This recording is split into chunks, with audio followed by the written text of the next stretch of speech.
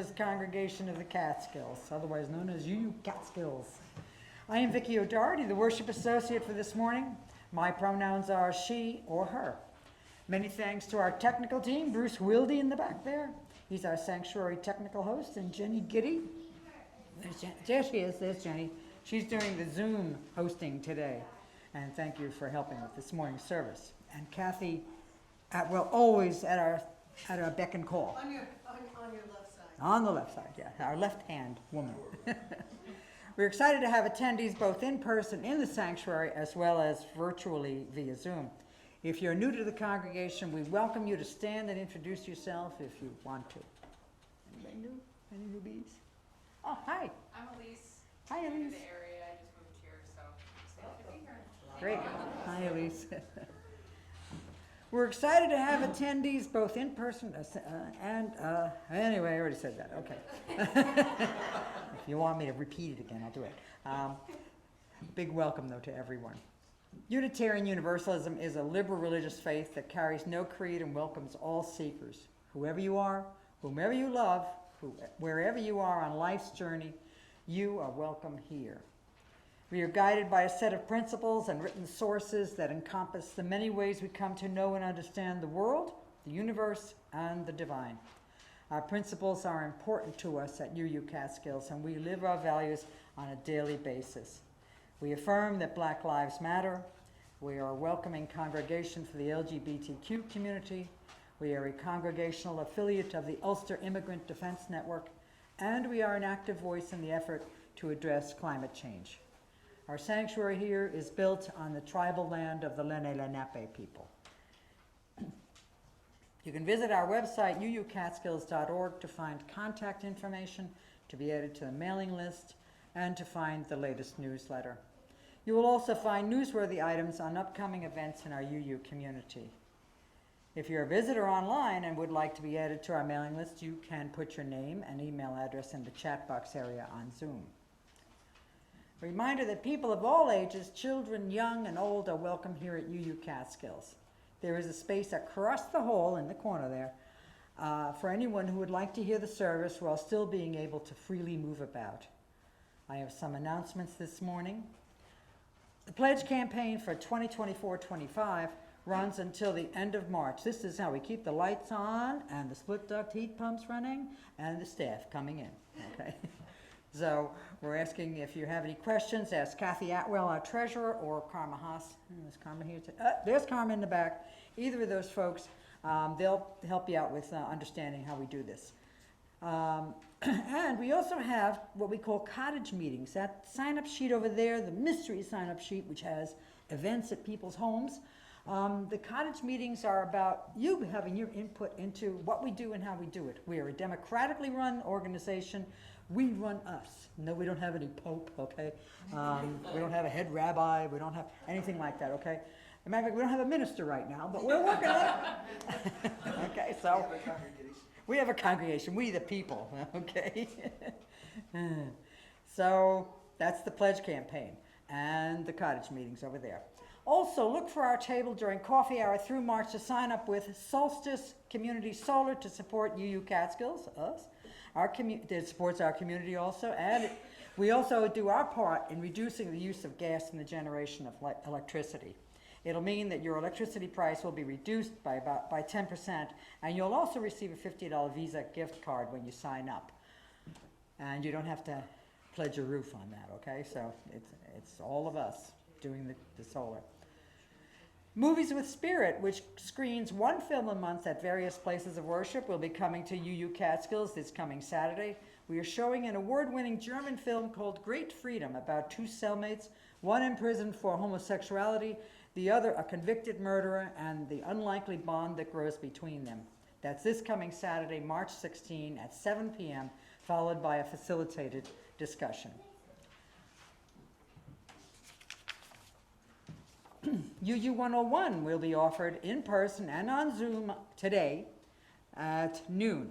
At this informal session presented by the membership committee, you will learn about UU history, our 7 principles, and the UU Catskills governance and activities. This event is geared toward interested visitors. and potential members, but all are welcome to attend if you want more information about us. A special invitation is extended to those who wish to become a member at this time and be included in our new Member Sunday in June. The Zoom link is on our website. First Acoustics is happening this afternoon. A screening of the documentary film How Saba Kept Singing. This is the story of how cantor David Wisnia, also known as Saba, survived confinement in a Nazi death camp through music. Saba's grandson, Avi Wisnia, also a musician, will be here to introduce the film and to perform his music. Coco and Bruce, there's Bruce in the back, hope that many of you will stick around or return at 2:30 for the concert this afternoon. And now Danielle Liata, who is a member of our Social Action Committee, will present our Social Action Moment. Danielle? Good morning. On Sunday, February 25th, approximately 45 UU Catskills congregation members and guests attended Trans 101 with Sterling Cruz Hair. 45 people. It's pretty awesome. We learned, grew, challenged ourselves and each other, and we even challenged Sterling a little.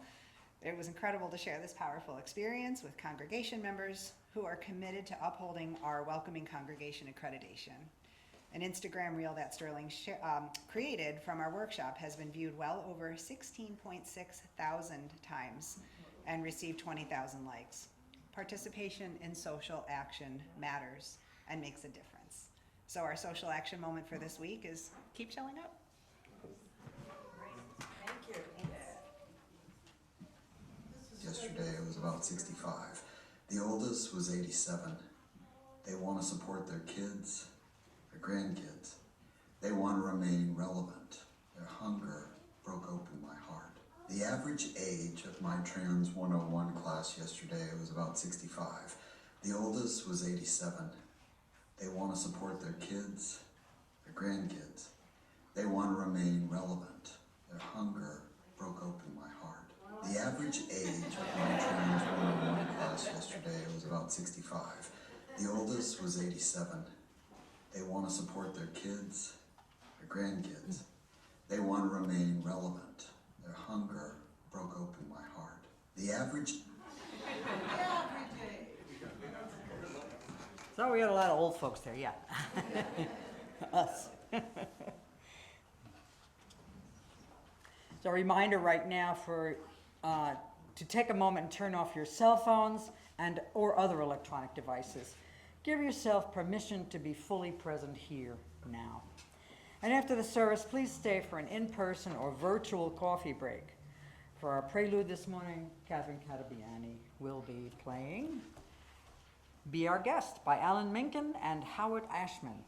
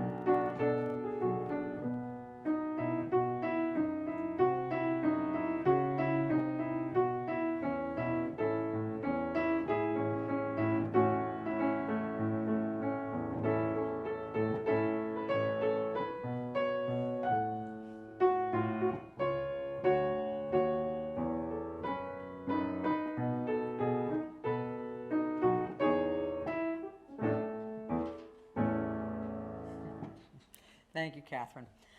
Now I'm going to ask the children, AJ, come on up, all right? And the other kids can help AJ light the chalice if you want to come up. Here you go, AJ. You know how to do this, right? Like that. Come on up, kids. Come on, Will. Okay. He's going to let it. Come on over here. Somebody's going to blow this out over here. Come on over here. You can blow that out. Okay. Yeah, you. Come on. You know how to blow out a candle like a birthday candle? No? Who knows? You know how to do it. Oh, you're going to use the sniffer. That's the snuffer right there. Candle snuffer. Oh, it's not working so well today. Okay. Good job. Thank you, AJ. Yep, all the way in. Good job. Thank you. Thank you, everyone, for coming up.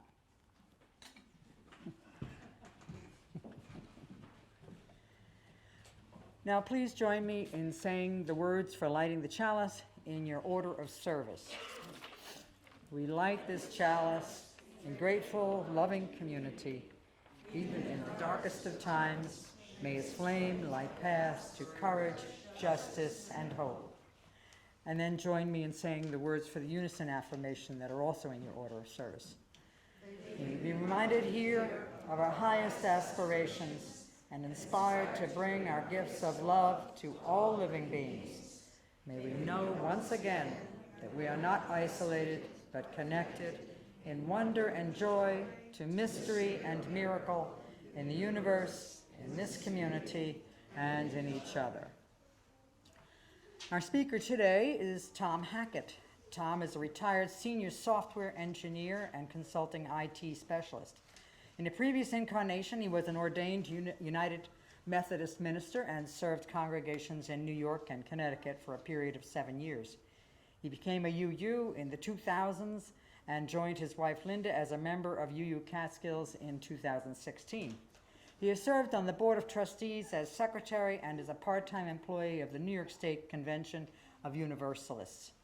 He will present our opening words today.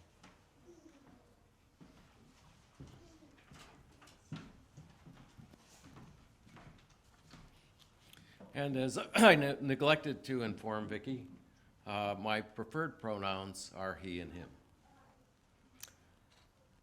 The opening words are a selection from Howard Thurman. The will to understand other people is a most important part of the personal equipment of those who would share in the unfolding idea of human fellowship.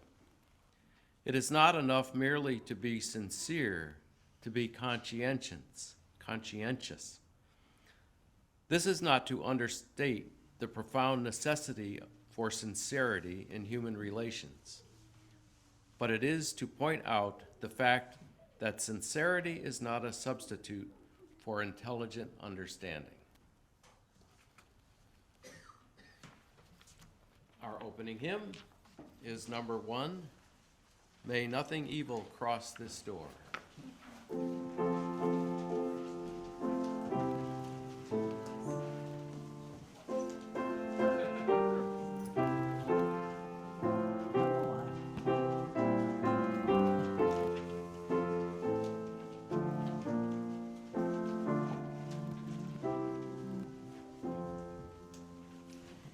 May nothing evil cross this door, and may a fortune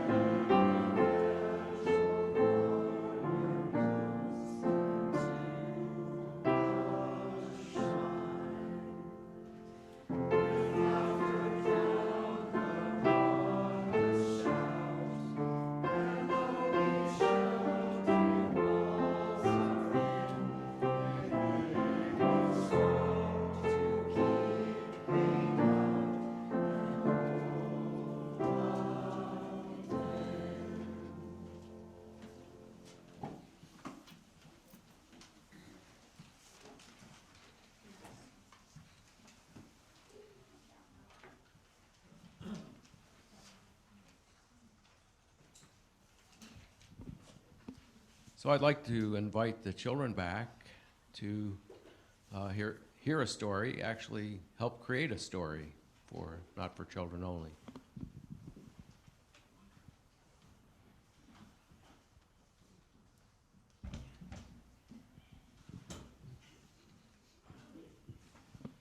Sure, come on up. Don't be shy.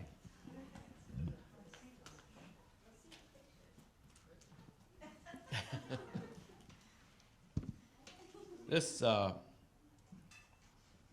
book that I chose this morning, No Dogs Allowed, doesn't actually have a text to read. It's a picture book, but there are some words. So I'm going to ask you to help me tell this story. Ooh, a puzzle.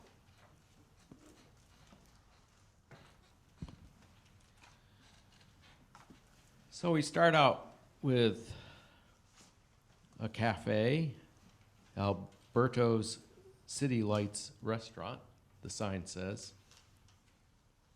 Can you see this from here?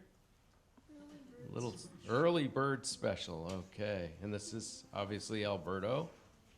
And can you see anyone coming down the street to join?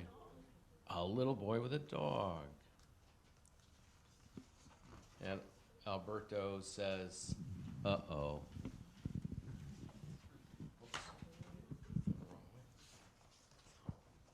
Would you be able to hold up the book for a moment on each page so we can see it as well?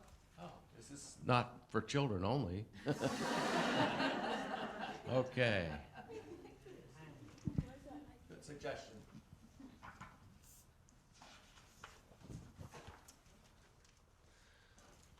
So the sign originally said welcome, but Alberto's rewriting it. And what is it going to say now?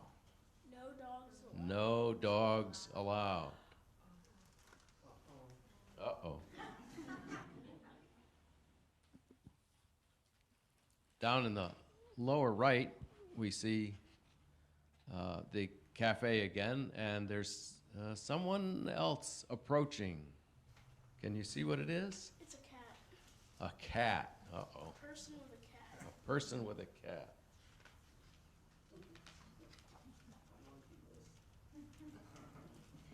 Once again, Alberto changes the sign, To no And- dogs or cats allowed. and it says no dogs or cats allowed. And here comes somebody with a bunny.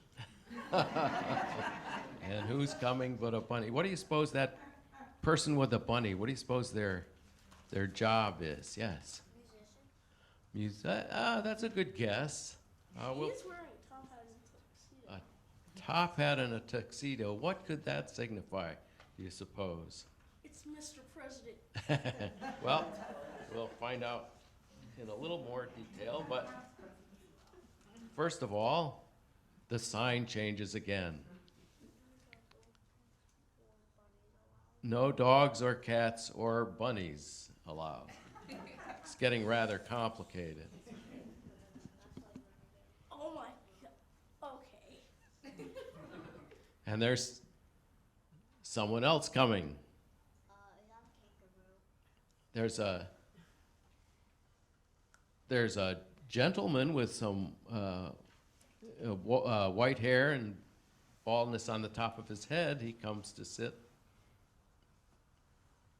But what is this next kangaroo. thing Hang on, coming? is that a kangaroo walking a human? I think it is. It's a kangaroo. Well, we may never exactly find out who or what that animal is, but we see Alberto changes the sign once again. That is a kangaroo. It is a kangaroo. What does the sign say? No one with fur allowed. No one with fur allowed. All right. And there's somebody else who enters the picture here. Across the street from Alberto is a stand selling, I think, it's lemonade and ice cream, but we'll We'll soon find out. Popcorn, popcorn, popcorn. Popcorn, all right, maybe it's popcorn. And there we are. Oh, that's lemonade and ice cream. Yeah, see, I cheated. I read this book before.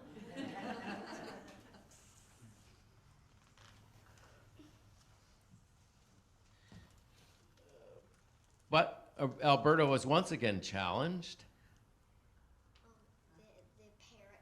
The parrots. There's a parrot, and so what does he change the sign to say? No one with fur or feathers. No fur or feathers. No one with fur, feathers, or No one with fur feathers or shells. Shells. What in the world? I think It's an armadillo. An armadillo. Oh, wow. And what do you suppose? What do you suppose the older gentleman is doing at this point? Check. Asking for his check, perhaps, yes. Or maybe he's asking to see a menu. Or for Alberto He's to. holding a menu. Oh, he's holding it. Thank you. Anyway, it seems as if he's getting ready to leave, doesn't it?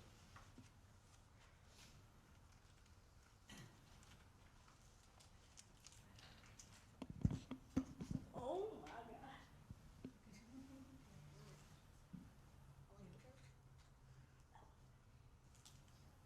And we have another addition. No one with fur, shells, or scale.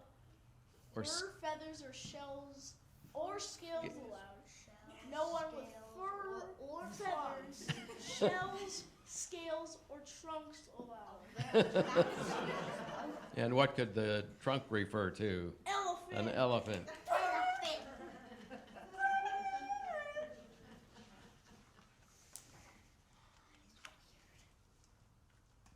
Meanwhile, everyone seems to be gathering around the lemonade and ice cream cart. It serves everything. And his business is not running because You're getting the idea. he's not serving animals.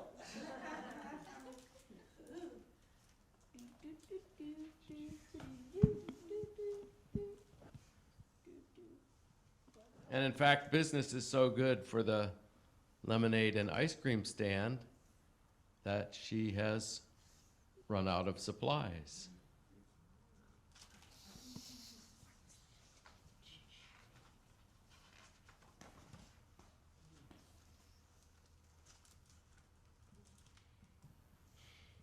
So we see Alberto is thinking hard about what to do to rescue his business and maybe help out the woman with the lemonade stand. No, he wasn't looking at her.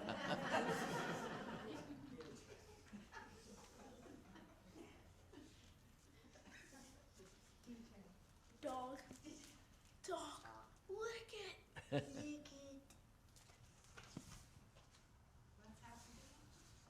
I want the dog to lick the sign. Lick the sign. And then maybe So things changed in this scene, and it looks like Alberto embraces the idea of the cart. And that's a lot of cupcakes. cupcakes? Yeah, he brought out cupcakes. If I saw that many Look at the cupcakes, penguins. And now what's happening here? they're taking down the sign. Alberto's changing his sign, I think. Wait, yes he is. Yes, he is. But you're blocking the view. Oh. Here. all City Lights Restaurant. Hmm.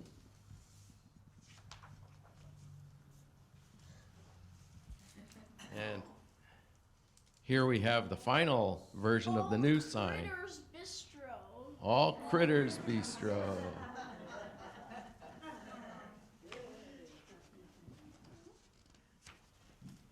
And last but not least, The dog. and the sign says, I'm back soon. Come back soon. Thanks for helping me tell that story.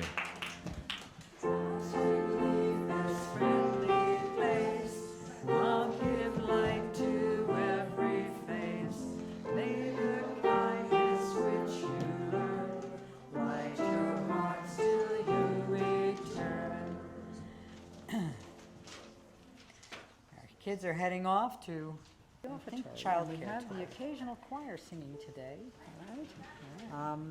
Through our half-plate donations, we contribute to local organizations who are living our values in the work they do.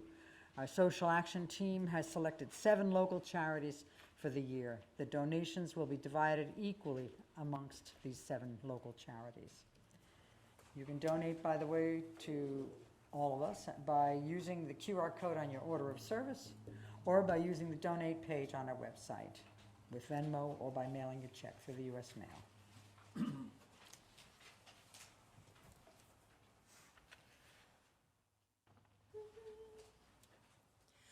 We are a circle, we are a web, woven together, thread upon thread, interconnected. We are as one, you see, we are woven together, you and me. We are a circle, we are a web, woven together, thread upon thread, interconnected. We are as one, you see, we are woven together, you and me. Up in the mountains, across the sea, out on the prairie, we're family, interconnected. We are as one, you see, we are woven together, you and me. We are a circle, we are a web, woven together, thread upon thread, interconnected. We are as one, you see, we are woven together, you and me. We're different cultures from many lands. Let's sing together. Let's join our hands. Interconnected. We are as one, you see. We are woven together, you and me. We are a circle, we are a web, woven together, thread upon thread, interconnected.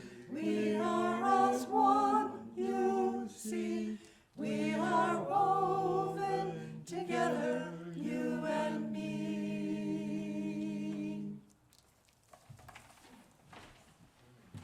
Thank you for your gifts. And now our homily is provided by Tom Hackett.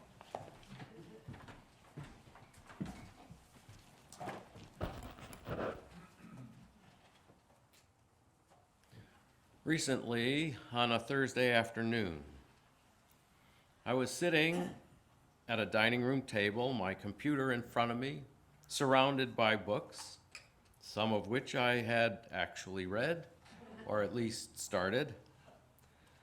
I had been researching the concept of hospitality, or radical hospitality, or unconditional hospitality. I realized that I had nothing new to say. nothing authentic to contribute. The best I could do would be just to rehearse and regurgitate what others had said.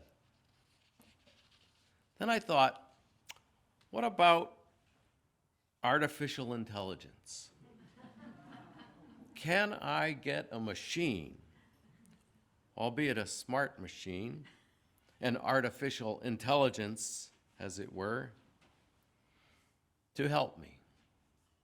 I signed on to ChatGPT, a service that had been making news recently for its uncanny ability to simulate human thought and expression. Here was a practical use I could put it to in order to test its skill. So I formulated a question. Please write an essay, I said, of about 1,950 words. That happens to be about the right length for a 15-minute homily, on the subject of beloved community. Include discussions of tolerance, hospitality, and unconditional or radical hospitality.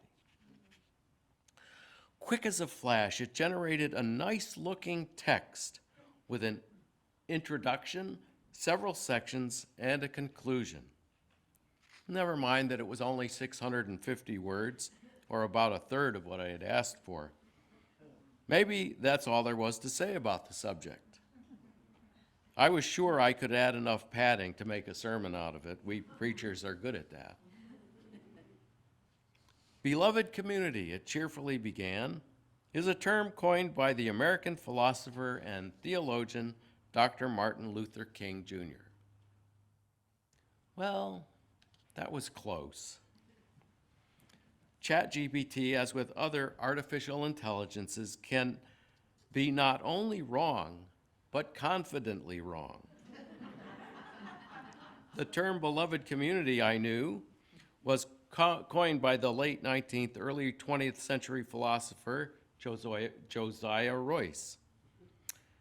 In 1914, Royce founded the Fellowship of Reconciliation, which is an international movement supporting the rights of conscience in resistance to war and military conscription. King became involved in FOR during the Montgomery bus boycott and went on to popularize beloved community and invest it with deeper meaning. Being the scholar that he was, King probably read Royce's lectures, collectively titled The Problem with Christianity, where the term appears. We also know that King was mentored by Howard Thurman, a Black Baptist minister, theologian, and professor and civil rights leader, who also adopted the term from Royce. I want to say at the outset that I am not, in spite of the instruction I received from ChatGPT, an expert in beloved community. What I will say is that beloved community is aspirational. People sometimes refer to organizations they participate in, churches, fellowships, congregations, as beloved communities. Beloved community cannot be said to exist except among a few small groups of people. But in concept, it should be worldwide. A sermon or a homily, whether 15 minutes or an hour long, cannot adequately describe beloved community.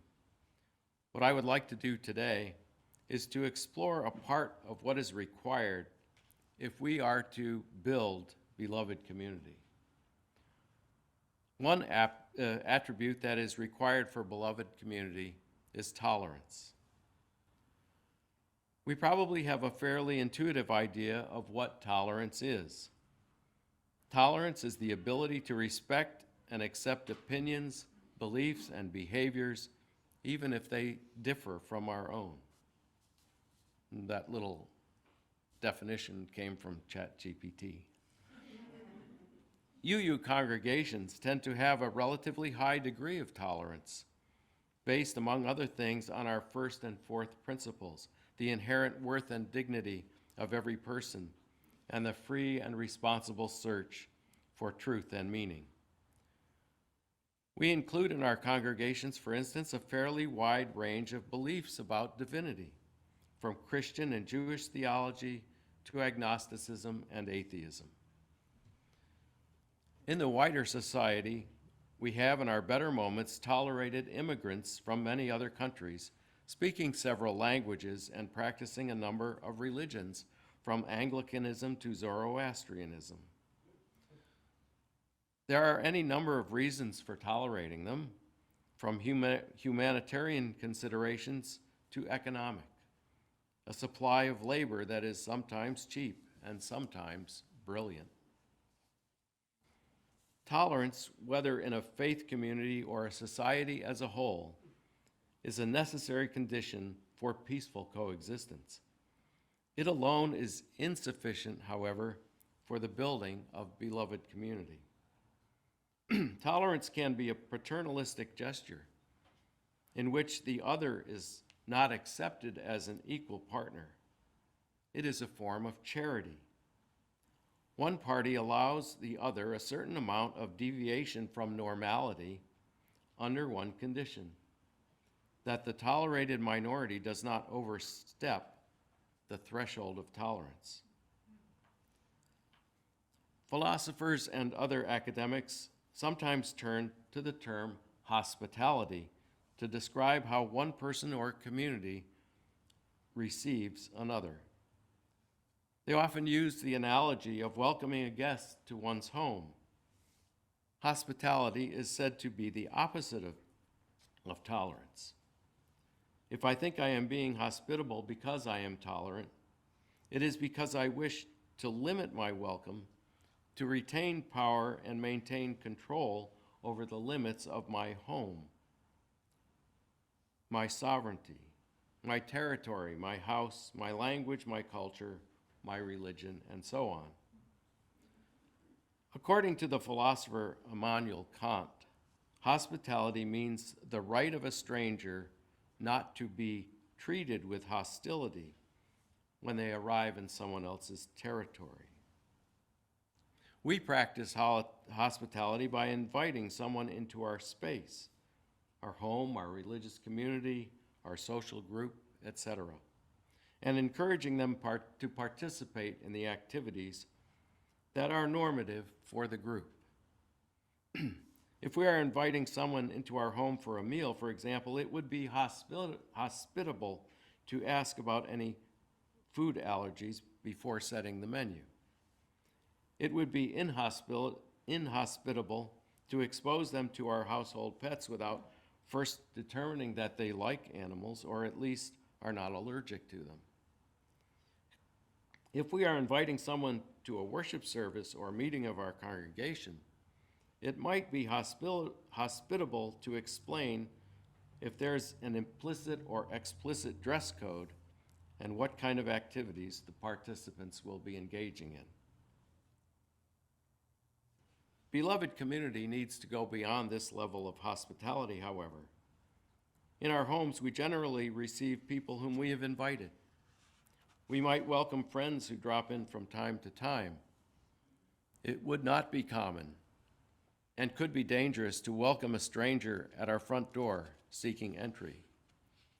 In this sense, the analogy of hospitality breaks down when considering the broader community.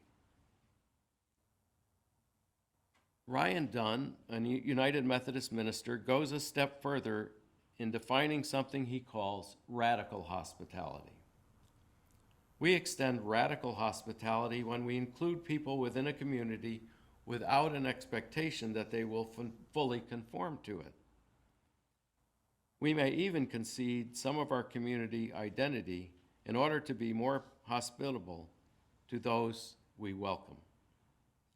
Radical hospitality sends a message beyond "you are welcome to join us."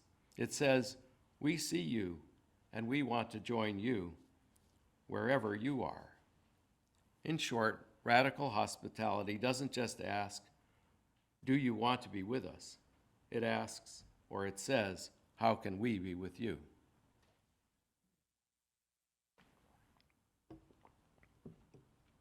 As an example, Dunn relates the story of a Muslim community that purchased 30 acres in Memphis for an Islamic center. When building permits were slow in being approved, the church across the street invited the Muslim community to use their hall for worship and celebration during the month of Ramadan, which actually may start this evening, I think. Since then, ties between the two religious communities, one Christian, the other Muslim, have only become stronger with many joint activities and personal friendships. But there is another degree of hospitality, one based on Immanuel Kant's notion of global citizenship, which he hoped would make war obsolete. The idea for unconditional hospitality was further developed by French philosopher Jacques Derrida. Unconditional hospitality is absolute welcoming of the other, saying yes to who or what turns up before any anticipation, before any identification, whether or not it has to do with a foreigner, an immigrant, an invited guest, or an unexpected visitor, whether or not the new arrival is a citizen of another country, a human, an animal, or divine creature, male or female, or we might add, non-binary person. Derrida, of course, recognizes that unconditional hospitality is a practical impossibility. Like beloved community, it is a journey. Hospitality in the real world has limitations. Hospitality cannot be controlled by law and enforced by police. An area where the concept of hospitality as a metaphor may be appropriate is immigration. We in the so-called Western world, especially the more affluent countries of the Northern Hemisphere, have recently seen an increase in immigration, legal and otherwise. There has been an increase in migration from countries with higher birth rates to countries like ours that would be barely able to sustain their population without immigration. There is also migratory pressure from authoritarian to democratic countries. Climate change will only increase this trend. Rising temperatures may make equatorial regions uninhabitable, or at least unable to produce enough food to feed their populations. Rising sea levels will reduce the amount of land on the Earth's surface. The people who currently live on the disappearing land need somewhere to go. Our approach to immigrants needs to be informed by an attitude of, if not unconditional hospitality, then at least an openness to the other as they are, with their own language, traditions, and religion, rather than with hostility. There is an ongoing discussion within the Unitarian Universalist Association about our bylaws, specifically Article 2. That's where our 7 principles and 6 sources are currently articulated. Along with the UUA purposes, a statement on inclusion and a statement of freedom of belief. As I'm sure many of you know by now, there is a change being proposed for Article 2. It will be voted on by this year's General Assembly, and if it passes, it will replace the current Article 2, which contains our principles and sources. Meanwhile, there is a movement within the association to adopt a statement on multiculturalism, beloved community, and dismantling racism and other oppressions as an 8th principle. Many congregations, including ours, have adopted the 8th principle. I don't know if there is any movement or plan to bring this forward to the General Assembly. But if the change proposed for Article 2 is adopted, the 8th principle will become a moot point, at least at the UUA level. Each of these proposed changes would bring us further along the path toward hospitality. The proposed changes to Article 2 explicitly call out pluralism, the embracing of differences, and justice, including the building of a diverse, multicultural, beloved communities. The proposed 8th principle also calls for working to build a diverse, multicultural, beloved community. In the end, hospitality is not perfect for describing in a practical way how people ought to treat each other, both the people we know and those we don't. The analogy with receiving an invited guest, an uninvited but known person, or a stranger into our home is fraught with undesirable outcomes. Add to that the use of hospitality as a mainstay in the tourism industry, and we are left with more of a muddle than clarity. I think the point of all of this is that if we want to build beloved community, whether we're talking about our congregation, our town, or the world, it won't work if we expect everyone to conform to our culture or our way of doing things. We will have to accept and welcome diverse music in our worship and food at our potlucks, and maybe even learn different languages. In any case, in the words of Rabbi Ismar Scorch, the treatment of strangers takes the measure of society's moral code, free of ulterior motive, unblemished by thought of recompense. And now, our closing hymn, number 323, Break Not the Circle.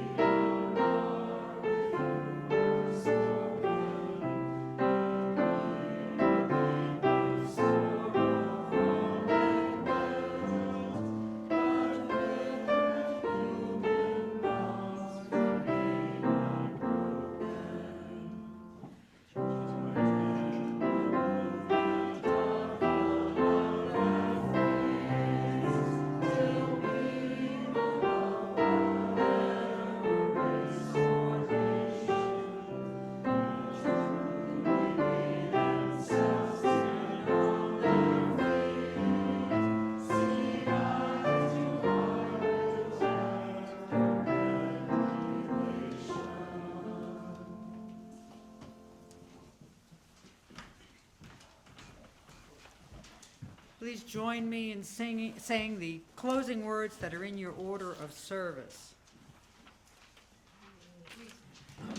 We extinguish this flame, but not the light of truth, the warmth of unity, or the fire of commitment. These we carry in our hearts until we are together again. From you I receive, to you I give, together we share, and from this we live. From you I receive, to you I give, together we share, and from this we live. Go in peace, and you can also join us for coffee. All right.